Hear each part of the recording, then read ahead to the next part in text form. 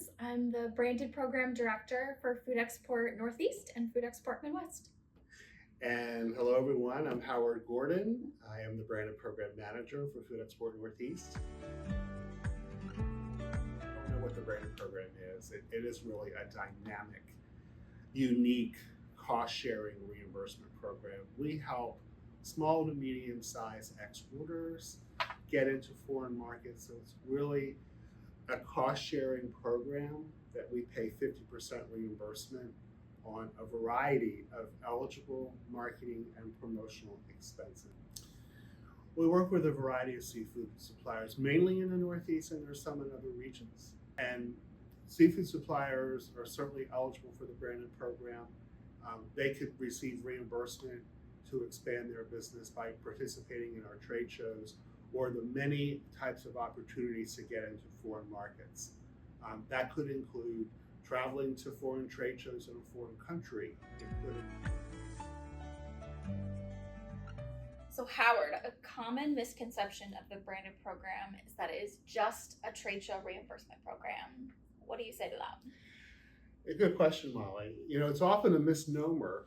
Many companies think that they can get reimbursed for the trade shows only in the branded program and call it a day with just the trade shows, but the program values it so much more. There's a plethora of marketing expenses, promotional marketing that a company could do to expand their business and get into foreign markets, such as advertising online and social media. That's a number one expense that's really, really popular this year. Shipping samples, possibly doing some seafood marketing with an importer. Doing billboard advertisements, advertising on Amazon.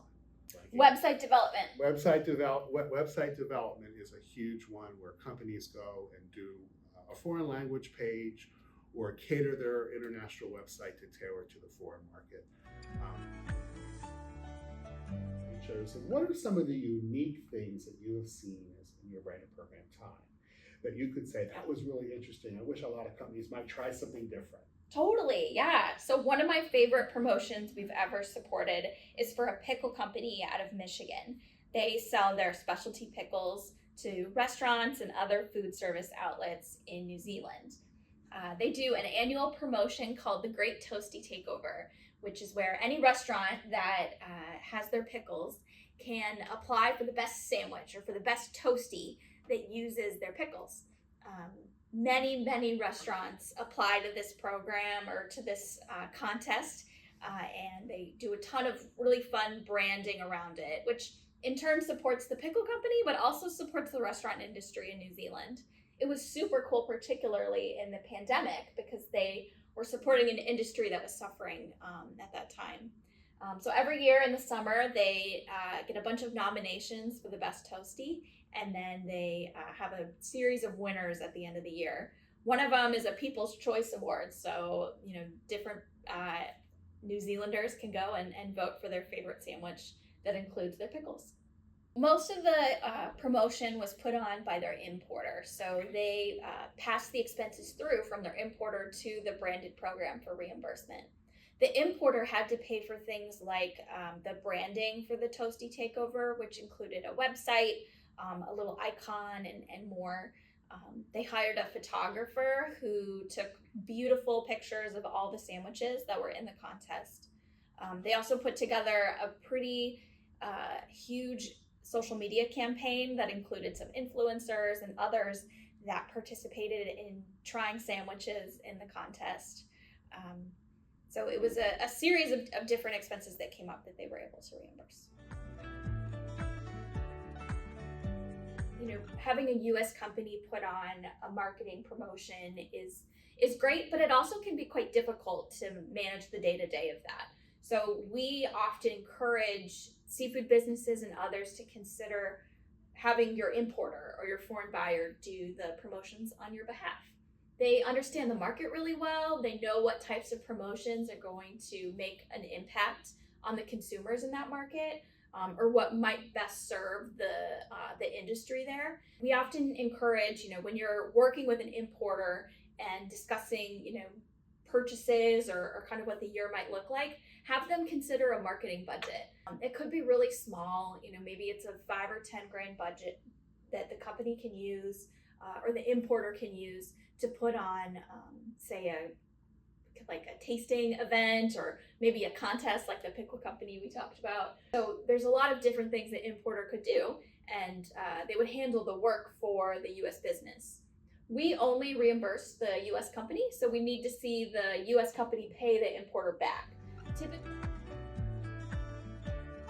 Okay, so Howard, the most popular expense in the branded program right now is packaging and labeling expenses. How could a seafood company take advantage of this? Sure. First of all, we do work with some seafood companies that are taking advantage of this, whether it's their packaged lobster products going to Mexico or Europe, or actually even buckets of lobster to foreign countries. They are taking advantage of packaging and labeling. Packaging and labeling is an eligible expense in the branded program, and it is one of our most popular expenses, Molly. The expense alludes to complying with the foreign market's country law. So they want to make sure that you are putting out a label that complies with the regulations of that country. So we're paying for that regulation to be correct. We pay for the reimbursement of the redesign of the packaging, the printing of the label, and usually for one SKU for that year, in the branded program year, you'd have to use the reimbursement to get the packaging done. If you are to outsource that label or printing of that package, outsourcing, that could be eligible as well with a sticker.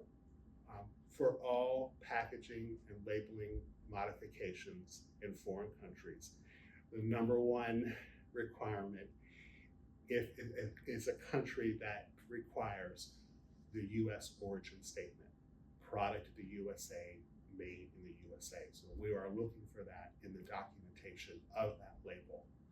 I would also say that always check with the branded team for the regulations of our rules regarding the countries that may be exempt from the USA rule.